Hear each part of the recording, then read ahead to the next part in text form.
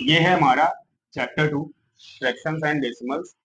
मतलब हमको इसमें दो तरह के नंबर की कैटेगरी पढ़नी है बेटा।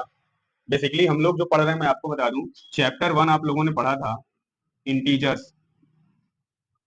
इंटीजर्स में कैसे नंबर आते हैं, जैसे 0, 1, 2, 3, -1, -2, -3, -4, ऐसे करके इनफाइनाइट तक। इंटीजर्स का एरिया इतना होता है। माइनस के सारे नंबर, जीरो प्लस के सारे नंबर, वो होता है इंटीजर्स। उसके बाद हम लोग ये नंबर की नेक्स्ट कैटेगरी पढ़ रहे हैं बेटा, फ्रैक्शन टाइप के नंबर, डेसिमल टाइप के नंबर।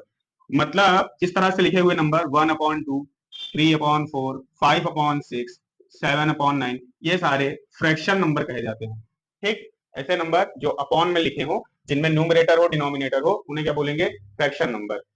इसके पहले हम लोगों ने जो पढ़ा था वो इंटीजर्स था। इंटीजर्स क्या था, जो होल नंबर होते हैं, कंप्लीट होते हैं, मतलब जिनके नीचे कोई अलग से नंबर ना लिखा हो, वो इंटीजर्स की कैटेगरी में आते हैं। फ्रैक्शन नंबर क्या है, जो नंबर जिनमें न्यूमरेटर और डिनोमिनेटर दोनों होते हैं। आप समझो एग्जांपल, ये एक सर्कल है, इस पे हमने एक लाइन खींच दी, तो ये सर्कल कितने पार्ट में डिवाइड हो गया, मान 2 पार्ट में डिवाइड हो गया। अब मान लीजिए ये वाला पार्ट हम शेड कर दें, ये पार्ट क्या हो गया बेटा, शेडेड हो गया। तो अब अगर शेडेड पार्ट हमको बताना होगा कि इस सर्कल में शेडेड पार्ट कितनी जगह ले रहा है, तो ध्यान से देखना, ये जो लाइन है इस सर्कल को 2 पार्ट में बांट रही है। फर्स्ट पार्ट ये हो गया, सेकंड पार्ट ये हो गया, तो टोटल पार्ट नीचे लिखा जाएगा। और कितने पार्ट शेड हो रहे हैं, एक पार्ट, तो क्या हो गया, 1/। फ्रैक्शन का मतलब ये होता है। अब दूसरा एग्जांपल समझते हैं।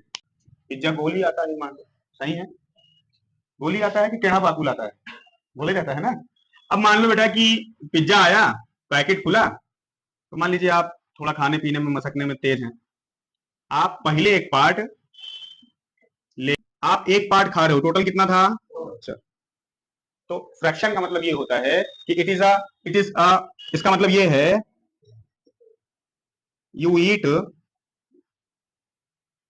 1 part of pizza out of 4।